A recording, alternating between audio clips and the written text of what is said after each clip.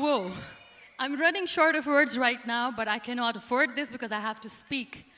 Thank you so much for all the love, for all the warmth. Thank you for accepting me. Thank you very much.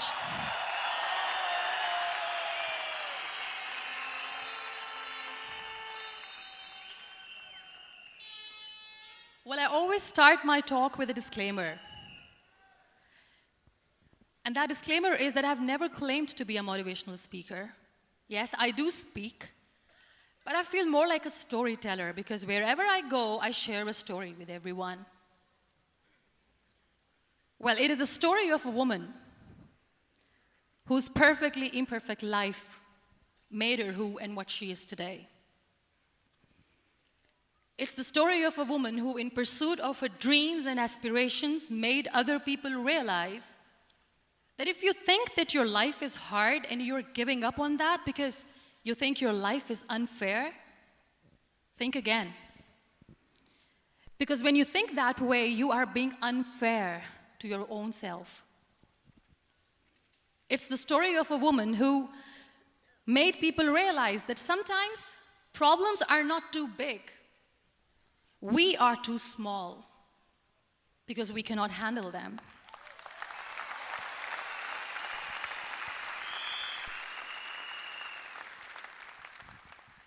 It is the story of a woman who with time realized that real happiness doesn't lie in success, money, fame.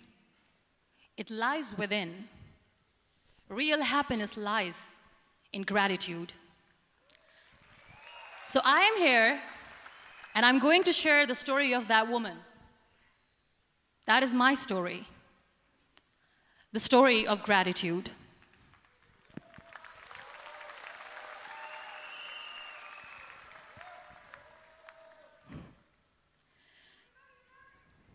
I love you too. I love you all.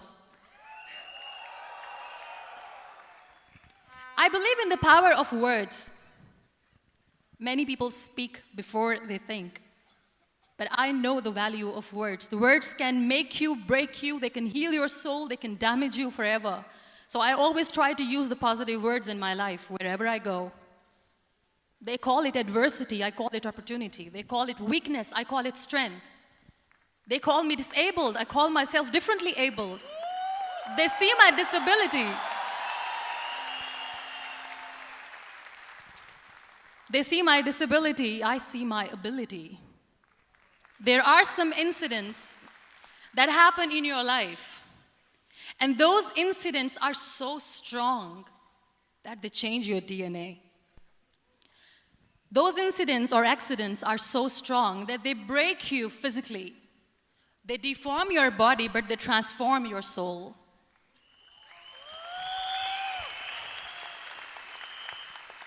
Those incidents break you, deform you, but they mold you into the best version of you. And the same thing happened to me. And I'm going to share what exactly happened to me. I was 18 years old when I got married. And this thing I'm sharing for the very first time on an international level. I was 18 years old when I got married. I belonged to a very conservative family, a Baloch family, where good daughters never say no to their parents. My father wanted me to get married. And all I said was, if that makes you happy, I'll say yes. And of course, it was never a happy marriage. Just about after 2 years of getting married, about 9 years ago, I met a car accident. Somehow my husband fell asleep and the car fell in the ditch. He managed to jump out, saved himself. I'm happy for him. But I stayed inside the car and I sustained a lot of injuries. The list is a bit long. Don't get scared. I'm perfectly fine now. Radius ulna of my right arm were fractured. The wrist was fractured. Shoulder bone and collarbone were fractured. My whole rib cage got fractured. And because of the rib cage injury, lungs and liver were badly injured. I couldn't breathe. I lost urinary bowel control. That's why I have to wear the bag wherever I go. But that injury that changed me and my life completely as a person and my perception towards living my life was the spine injury. 3 vertebrae of my backbone were completely crushed, and I got paralyzed for the rest of my life. So this accident took place in a far-flung area in the outskirts of a very small province, Balochistan, where there was no first aid, no hospital, no ambulance. I was in the middle of nowhere in that toppled car. Many people came to rescue. They gave me CPR. They dragged me out of the car. And while they were dragging me out, I got the complete transection of my spinal cord. And now there was this debate going on. Should we keep it here? She's going to die. Where should we go? There is no ambulance. There was this 4-wheeler Jeep standing in the corner of the street. They said, put her in the back of the Jeep and take her to the hospital, which is 3 hours away from this place. And I still remember that bumpy ride. I was all broken. They threw me at the back of the Jeep and they rushed me to the hospital. That is where I realized that my half body was fractured and half was paralyzed.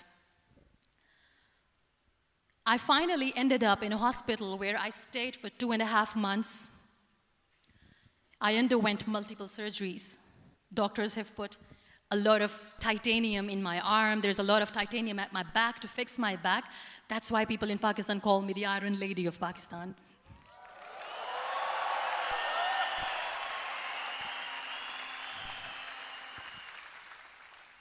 Sometimes I wonder how easy it is for me to describe all this all over again. And somebody has rightly said that when you share your story and it doesn't make you cry, that means you have healed.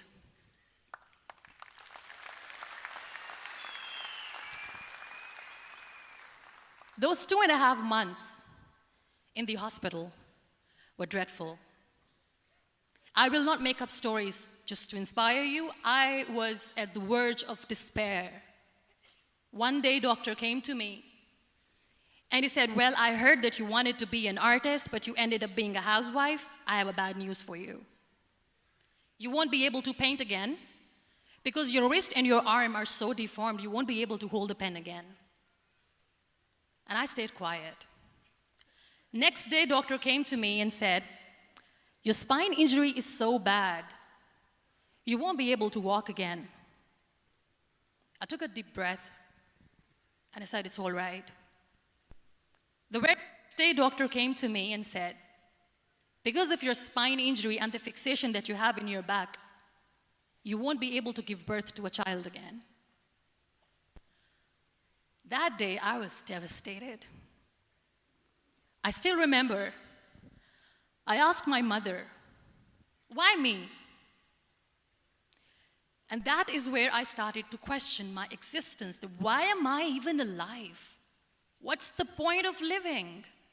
I cannot walk, I cannot paint, fine, I cannot be a mother.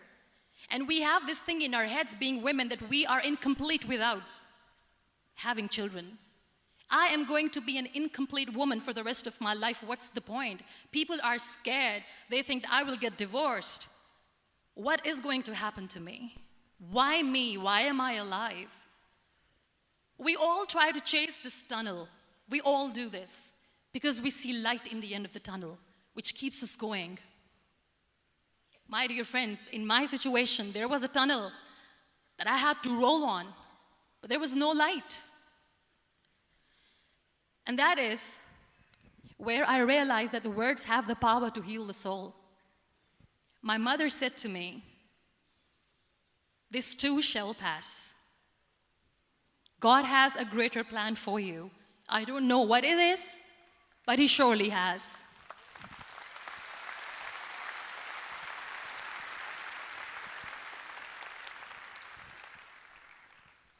And in all that distress and grief, somehow or the other, those words were so magical that they kept me going. I was trying to put that smile on my face all the time, was hiding. It was so hard to hide the pain, which was there. But all I knew was that if I will give up, my mother and my brothers will give up too. I cannot see them crying with me. So what kept me going was, one day I asked my brothers, I know I have a deformed hand, but I'm tired of looking at these white walls in the hospital and wearing these white scrubs. I'm getting tired of this. I want to add more colors to my life. I want to do something. Bring me some colors. Bring me some small canvas. I want to paint. So the very first painting I made was on my deathbed, where I painted for the very first time. It was not just an art piece or just my passion. It was my therapy. What an amazing therapy it was. Without uttering a single word, I could paint my heart out. I could share my story. People used to come and say, what lovely painting, so much color. Nobody could see the grief in it. Only I could. So that's how I spent 2.5 months in my hospital, crying, never complaining or whining, but painting. And then I was discharged, and I went back home. And I went back home, and I realized that I have developed a lot of pressure ulcers on my back and on my hip bone. I was unable to sit. There were a lot of infections in my body, a lot of allergies. So doctors wanted me to lie down on the bed straight for not 6 months, for not 1 year, for 2 years. I was bedridden, confined in that one room, looking outside the window, listening to the birds chirping, and thinking maybe there will be a time when we'll be going out with the family and enjoying the nature. That was the time where I realized how lucky people are, but they don't realize. That is the time where I realized that the day I'm going to sit, I'm going to share this pain with everyone to make them realize how blessed they are, and they don't even consider them lucky. There are always turning points in your life. There was a rebirth day that I celebrated. After 2 years and 2.5 months, when I was able to sit on a wheelchair, that was the day when I had the rebirth. I was a completely different person. I still remember the day I sat on the wheelchair for the first time, knowing that I'm never going to leave this, knowing that I won't be able to walk for the rest of my life. I saw myself in the mirror, and I talked to myself. And I still remember what I said. I cannot wait for a miracle to come and make me walk. I cannot sit in the corner of the room crying, cribbing, and begging for mercy because nobody has time. So I have to accept myself the way I am. The sooner, the better. So I applied the lip color for the first time.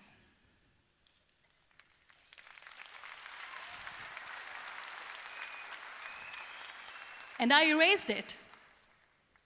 And I cried. And I said, what am I doing? A person on a wheelchair should not do this. What will people say? Clean it up. I put it again.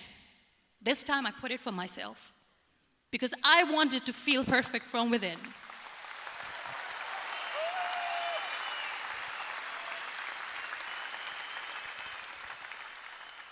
And that day I decided that I'm going to live life for myself. I am not going to be that perfect person for someone. I am just going to take this moment and I will make it perfect for myself. And you know how it all began? That day I decided that I'm going to fight my fears. We all have fears. Fear of unknown, fear of known, fear of losing people, fear of losing health, money. We want to excel in career, we want to become famous, we want to get money. We are scared all the time. So I wrote down one by one all those fears, and I decided that I'm going to overcome these fears one at a time. You know what was my biggest fear? Divorce. I couldn't stand this word. I was trying to cling on to this person who didn't want me anymore, but I said, no, I have to make it work. But the day I decided that this is nothing but my fear, I liberated myself by setting him free. And I made myself emotionally so strong that the day I got the news that he's getting married, I sent him a text that I'm so happy for you and I wish you all the best. And he knows that I pray for him today.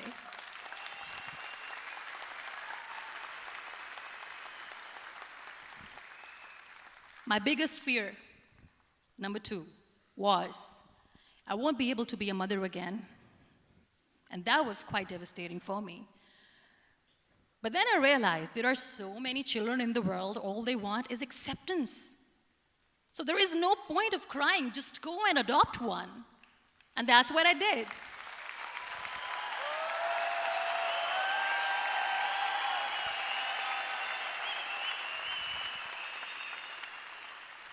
I gave my name in different organizations, different orphanages. I didn't mention that I'm on a wheelchair, dying to have a child. So I just told them that this is Muniba Mazari and she wants to adopt a boy or girl, whatsoever, but I want to adopt a kid. And I waited patiently. 2 years later, I got this call from a very small city in Pakistan. I got a call and they said, "Are you Muniba Mazari? There is a baby boy and would you like to adopt?" And when I say yes, I could literally feel the labor pain. I said, yes, yes, I am going to adopt him. I am coming to take him home.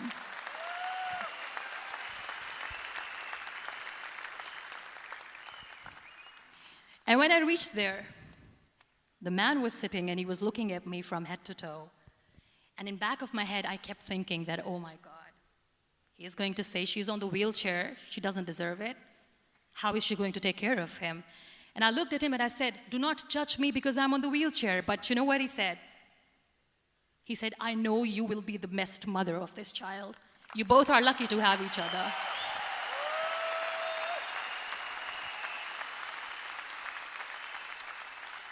And that day, Niall was 2 days old, and today he's 6.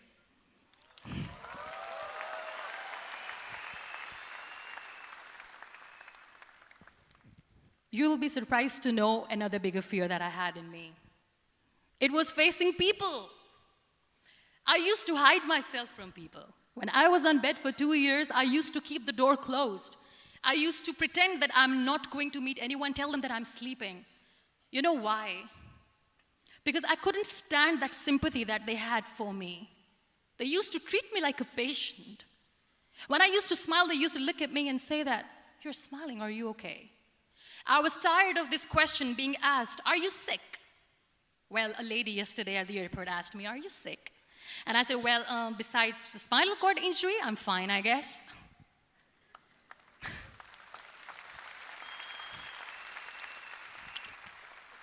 But those are really cute questions. They never used to feel cute when I was on the bed.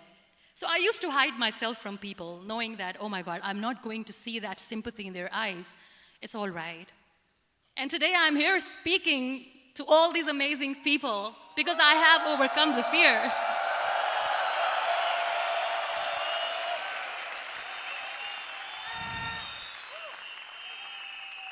You know, when you end up being on the wheelchair, what's the most painful thing? That's another fear that people on the wheelchair or the people who are differently abled have in their hearts, but they never share. I'll share that with you. The lack of acceptance. People think that they will not be accepted by the people because we, in the world of perfect people, are imperfects. So I decided that instead of starting an NGO for disability awareness, which I know will not help anyone, I started to appear more in public. I started to paint. I always wanted to. I have done a lot of exhibitions. I'm Pakistan's first wheelchair-bound artist. I have done a lot of modeling campaigns, different campaigns for brands like Tony and Guy.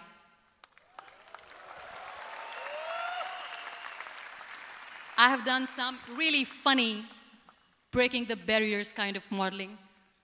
There was this one by the name Clown Town where I became a clown because I know that clowns have hearts too. And then I also decided that if I really want to make the difference, I am not going to let people use me for their polio campaigns where they will make you a victim and an emblem of misery and mercy and will say that, you know what, give polio drops to your children or they'll become like this girl. I decided that I'm going to join the national TV of Pakistan as an anchor person. And I've been doing a lot of shows for the last 3 years.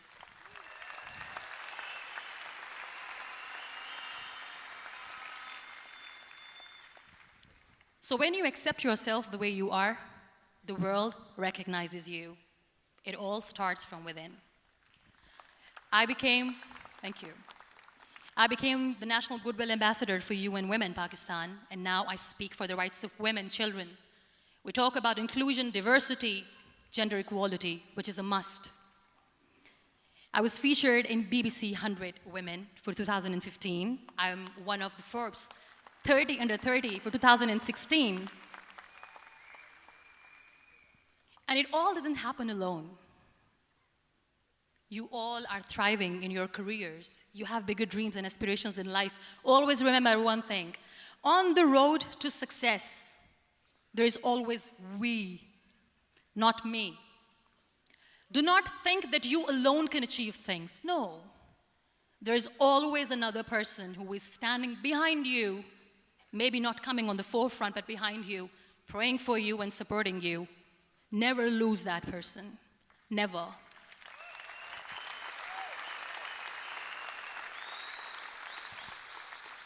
No matter how much I say that I couldn't find a hero, so I became one, I still want to recognize those 3 people in my life who literally changed my life completely, and I get inspiration from them every single day.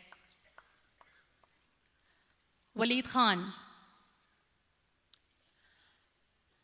Many people know about the terrorist attacks in Pakistan. We have lost many people. And I'm sharing this with a very heavy heart because we actually have lost a lot of people in this huge turmoil of terrorism. These people are barbarians. They do not see people.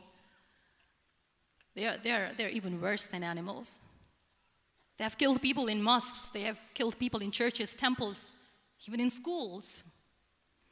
There was this terrorist attack in Army Public School, Peshawar, where these terrorists entered in an examination hall and they killed our children. And in that attack, that day, this beautiful boy, Waleed Khan, who was my hero, my real life hero, was the proctor who was taking care of the students, was keeping an eye on the students. Those barbarians shot him 3 times in the face, 5 times on his body, and he fell down. I was asked to give a talk in the school after a week of that terrorist attack. With a very heavy heart, I went there and I spoke.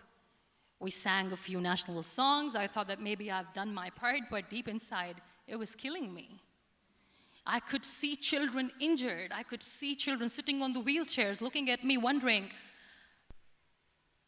what next?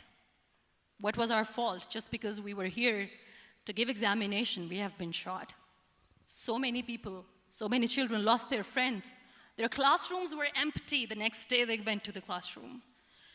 So this kid, Waleed Khan, I was asked that he is in a hospital right now, and you have to go and see him and motivate him and tell him that it's going to be okay. And when I saw Waleed Khan coming on the wheelchair for the first time in front of me, face was all deformed. His leg was fractured, his arm was fractured. He couldn't talk, he lost his teeth. He cannot sneeze, he cannot smell. He cannot eat. And I kept thinking, what should I say? That everything is going to be all right? No, nothing is all right. And while I was juggling with the words, what to say, what not to say, this beautiful child, Waleed Khan, came to me and he said, "Are you Muniba Mazari?" I said, "Yes." He said, "Baji, let's take a selfie."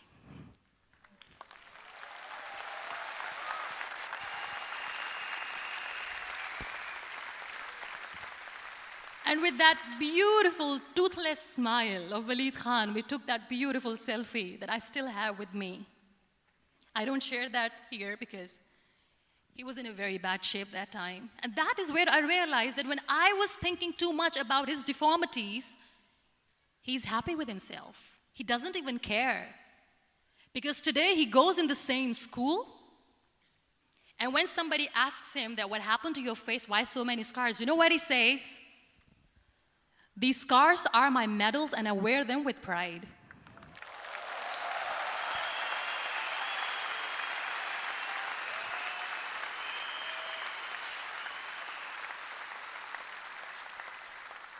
And how beautifully he says the terrorists wanted me not to study. I am going to study. I will become a doctor one day. And this is my way of taking revenge from those terrorists. Another real-life hero, of course, my son. His name is Nile, N-I-L-E, River Nile. I learned so much from this kid. The first and foremost thing is patience. How to be patient when you know that your mother cannot walk, when you know that your mother is different from the other women, when you know that your mother cannot go out and play with you, how to stay calm. He loves football. And when we got the very first football, he was 4 years old. He was super excited. I still remember he came in the room and he said, "Mom, let's play football." And he kept the ball in my feet. And he said, "Let's kick it." And that day I felt disabled. I said, "I cannot kick the ball." And I was down with the same face. He looked at me and he said, "Well, that's all right. Your legs are not working, but your hands do. Let's play catch the ball."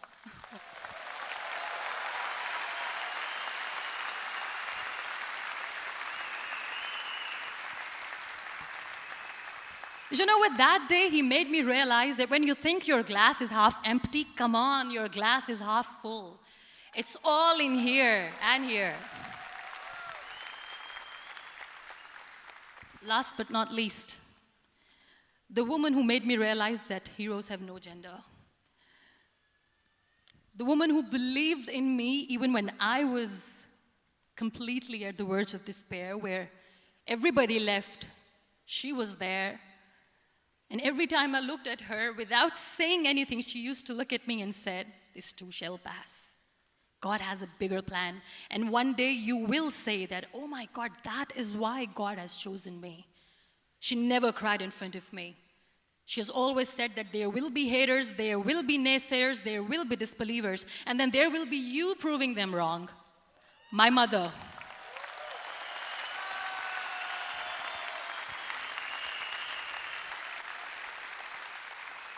Whatever I am today, I'm nothing without her. I'm nothing without her. Thank you, Mama. I wish you were here. Thank you for making me who I am today.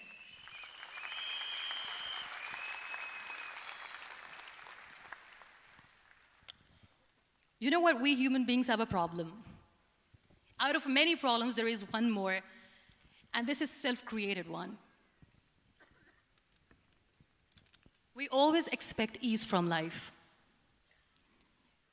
We have this amazing fantasy about life. This is how things should work. This is my plan. It should go as per my plan. If that doesn't happen, we give up. So my dear friends, let me tell you one thing. I never wanted to be on the wheelchair. Never thought of being on the wheelchair. I was always aspiring to do bigger things, but had no idea that for that I have to pay the price to be where I am today. It's a very heavy price. This life is a test and a trial, and tests or trials are never supposed to be easy. So when you're expecting ease from life, and life gives you lemons, then you make the lemonade, and then do not blame life for that, because you were expecting ease from a trial. Trials make you a stronger, better person. Life is a trial, and with time you realize that.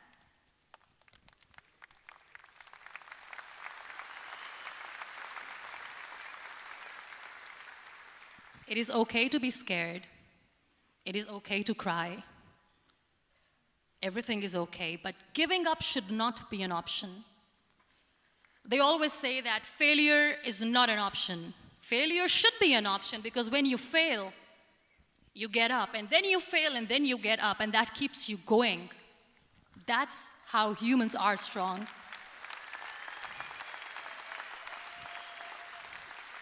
Failure is an option, should be an option, but giving up is not. Never. We have this thing in minds. We call it perfection. We want everything perfect. We want ourselves to be perfect. There is this image in our head about everything. Perfect life, perfect relationships, perfect career, perfect amount of money that we need to earn no matter what. Nothing is perfect in this world. We all are perfectly imperfect, and that is perfectly all right. That's all right. We were sent here not to become the perfect people. Those people who tell you how to look perfect, even those people are imperfect. Trying to fight this fear of looking imperfect. I used to be perfect. I still remember. I got this compliment years ago when I used to walk. Oh my God, look at you. You're fair, you're tall, you're perfect. Look at me now. You're still perfect. Only the perfect eyes can see that. Only the perfect eyes will see that.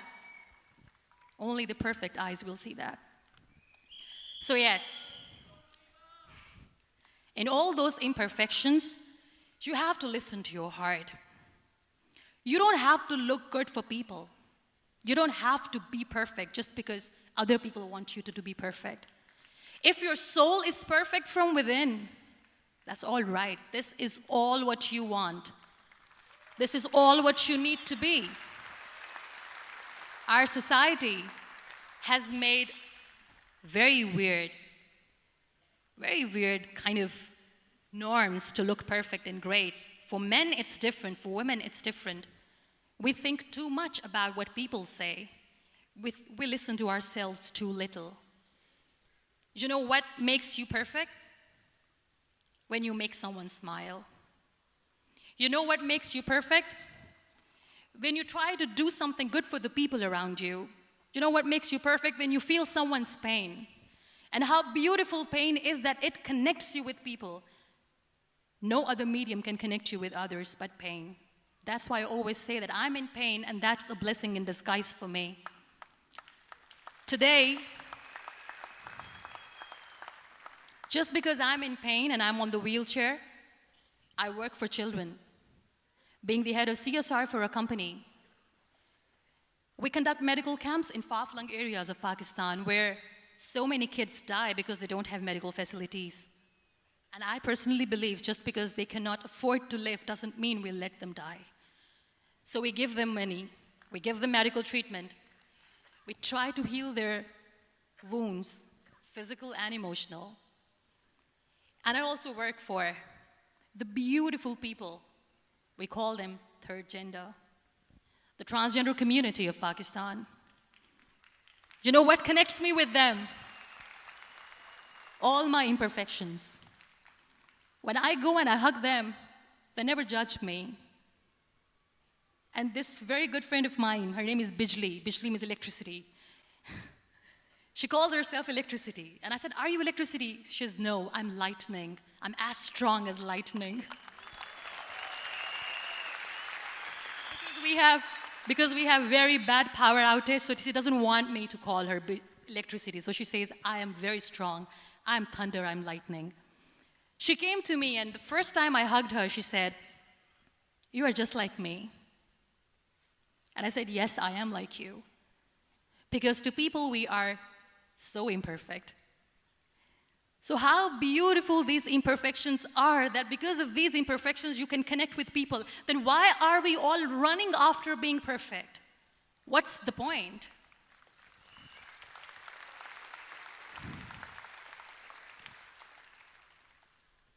Every time I go in public, I always smile. There's always a big toothy smile on my face, and people ask me, don't you get tired of smiling all the time? What's the secret?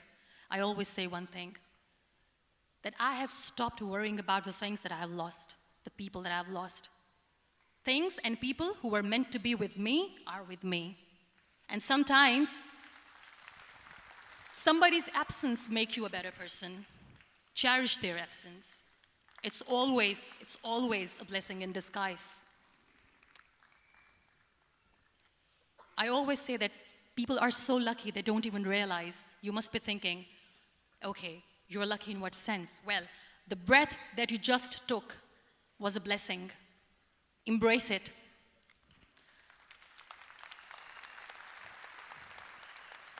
There are so many people in the world who are dreaming to live a life that you are living right now.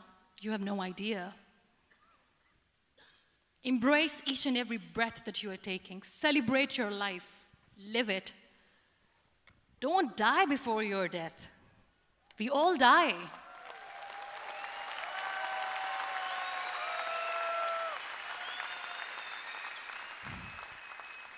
We live this one routine of a day for 75 years and we call it life.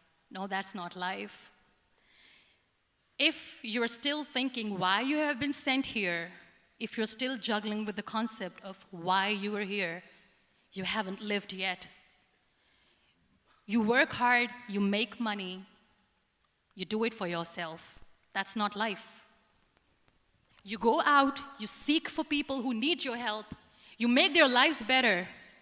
You become that sponge which can absorb all the negativity, and you become that person who can emit beautiful, positive vibes. And when you realize that you have changed someone's life, and because of you, this person didn't give up, that is the day when you live. Always.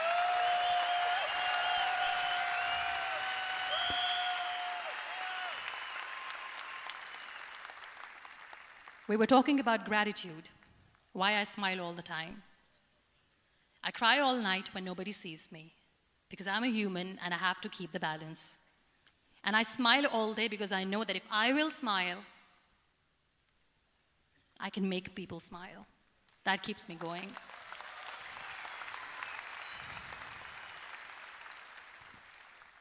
Be grateful for what you have, and you will always, always end up having more. But if you'll cry and if you'll crib for the little things that you don't have or the things that you have lost, you will never ever have enough. Sometimes we are too busy thinking about the things that we don't have that we forget to cherish the blessings that we have. I'm not saying that I'm not healthy and that makes me unlucky, but yes, it is hard. It is hard when I say that I cannot walk. It is hard to say when I wear this bag. It hurts. But I have to keep going, because never giving up is the way to live, always.